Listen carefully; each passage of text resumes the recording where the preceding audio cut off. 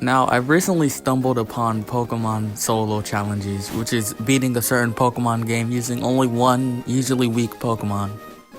And that's what I'm gonna be doing today. Here's Treecko's main stats. His move list isn't really all that bad, it's mainly the base stats that I'm worried about.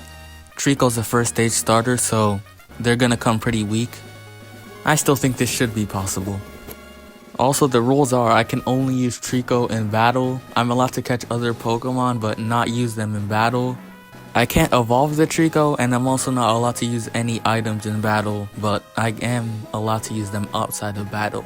There's nothing else to really say, so let's just get into it. Now, of course, at the very start of the game, I get the starter and the only Pokemon I'm allowed to battle with for the whole game, Treecko. I named him Geico because he's a gecko and I just can't come up with good names. His nature is careful, which means more special defense but less special attack. Really not ideal because Treecko's a special attacker, but we'll make it work. In the early routes of the game, I pick up an army of Zigzagoon. I'm not actually allowed to use them in battle, but their ability lets me get some cool items, so that's neat. We're on the road to Roxanne's gym. I'm not really worried at all since I'm a grass type going into 3 rock types, 2 of which are rock ground type Geodude.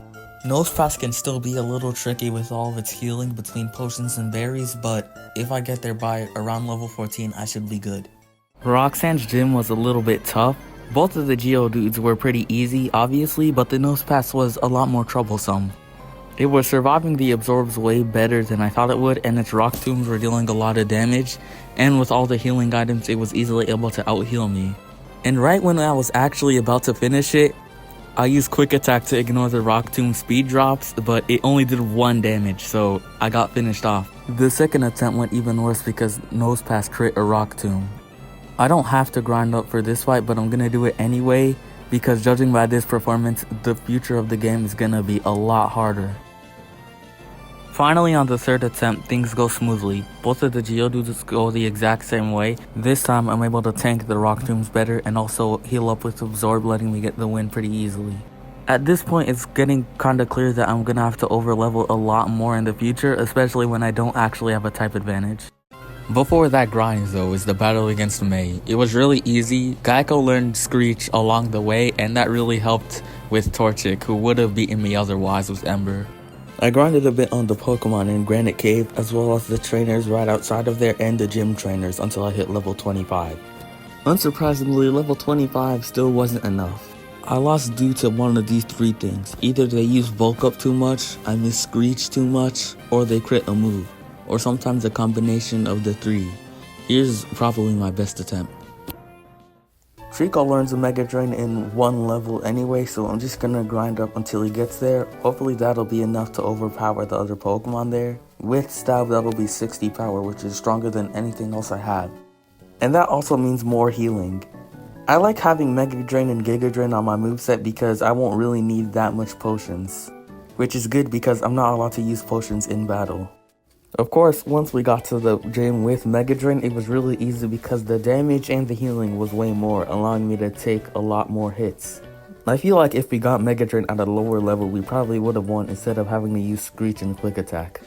I get to the beach south of Slateport after that. I make sure to fight every single trainer because I'm probably gonna need every single level I can get for the electric gym, which is definitely gonna be hard. And once I get to Slateport, I do all of the normal Team Aqua stuff. Between the constant para hacks of Watson and me being weak to Maxie and Flannery, the next few major fights are gonna be pretty hard. I probably won't get through that until level 40 or 45, maybe even 50? I don't think I'll have to get that far though. Before all of that though was the fight against May on Route 110, and it actually took 3 attempts due to missing Screech and getting crit by Combuskin. Even on the winning attempt, Combuskin dropped me all the way down to 4 health, but I was able to heal up using Mega Drain before Lombrick could faint me. Seems like level 29 is the lowest level I could have possibly won that.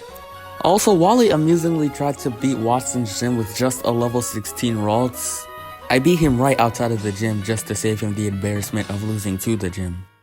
After beating all of the gym trainers and most of the trainers around the gym, I got to level 31. That still wasn't even close. On some attempts, I didn't even get past Voltorb because I got confused and paralyzed at the same time, and that made me miss a lot of turns. On every single attempt though, either that, the Electrike after, or the Magneton after that always paralyzed me. And speaking of Magneton, it resists all of my moves. You know it's bad when we can't even get the main problem out of the green health. This took around 10 attempts and I never got close, so I pretty much have to grind. After beating the Windstrait family and all the trainers on the route west of Mauville, I got to level 34. I also give a quick visit to Wally, who said he's gonna beat me next time he battles me. No, I'm only using one Treecko, so the Victory Road fight might actually be hard. I win on my very first attempt at level 34. It was pretty close though. I got paralyzed by Magneton again, and by the time my next trick came out, I was already running out of PP for Mega Drain, so I had to finish with Screech and Quick Attack. Now I have to think about how I'm gonna beat Flannery and Maxie. I do have the TM for Rock Tomb, which I can actually learn. It does use my inferior physical attack, but it's better than nothing. Oh, on my way to Fall Arbor, this trainer got me all the way down to 1 HP with Rollout. I was able to clutch up by healing with Mega Drain, but that was way too close for comfort. Maxie went exactly how you would expect. Mariana was pretty easy, but Camerupt was hard due to me being weak to Ember, and Zubat due to me not having any good moves for it. The Screech and Quick Attack strategy wasn't good, so I got Rock Tomb instead. The second attempt was even worse, cause Camerupt used Ember a lot more, and I got burned by it. I think Mariana's Ember might have something to do with the main problem. I'm gonna grind to level 40 or so. Never mind, I took a few more attempts at level 38. This one I lost due to missing Rock Tomb twice in a row, but the next attempt was the successful one. It was still really close. Wing Attack did a lot of damage. I am not looking forward to fighting this guy later when he has a whole Crobat.